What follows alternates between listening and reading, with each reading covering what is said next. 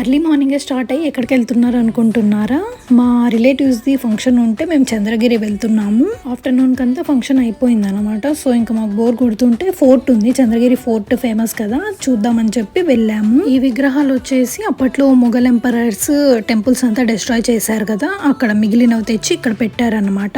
So ఈ కోటను వచ్చేసి ఇప్పుడు మ్యూజియం లాగా చేశారు. లోపలికి వెళ్ళి చూద్దాము ఎలా ఉందో. ఇది వచ్చేసి అప్పుడు యుద్ధాల్లో యూజ్ చేసిన వెపన్ అండ్ శ్రీకృష్ణ దేవరాయల విగ్రహం ఇది.